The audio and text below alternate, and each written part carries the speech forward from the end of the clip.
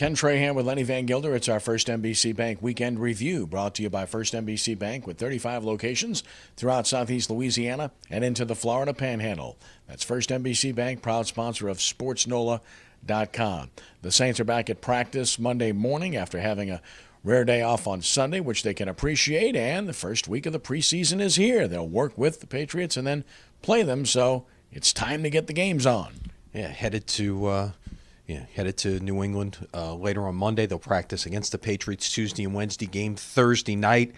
And look, we're seeing a first depth chart, which doesn't really mean a lot, but the chance to perform against someone other than yourselves, whether it be practice or be a preseason game, I think that is going to be telling for, especially some of these young guys.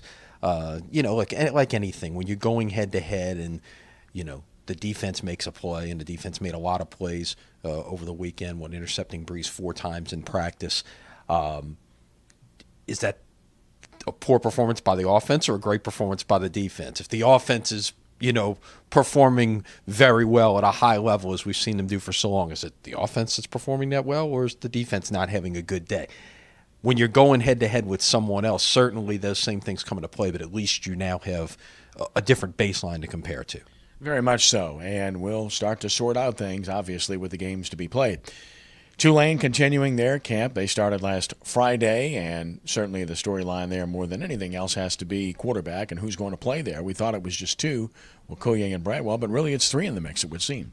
Yeah, and look, I think this is truly wide open at this point in terms of who you might put out there. And you got some time to sort this out. You'd love to be able to go into camp in August and know this is our quarterback and, give the number one the majority of the reps. But, this is a new group with a new system and a lot of new players. And you take the month of August to kind of sort things out a little bit after you had 15 practices in the spring as well.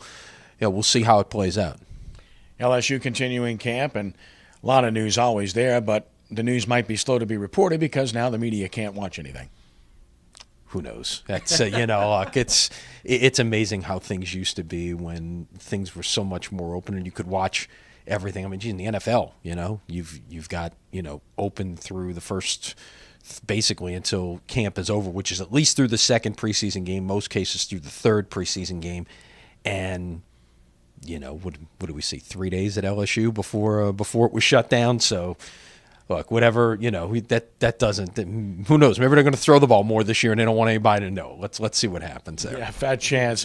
In basketball, we used to call it Hoya paranoia under John Thompson, and this has been taken to the nth degree. And I guess if we are around this long enough, we'll probably see this on the high school level, maybe trickling down to the playground level. I don't know. Yeah, just put up all kinds of walls and keep everybody out, and we tell you is going to be the facts. That's what it is. Yeah, stay tuned. So we'll see what happens. Of course, an embarrassment for the NFL with the Hall of Fame game at Tom Benson Stadium. There was no game play last night.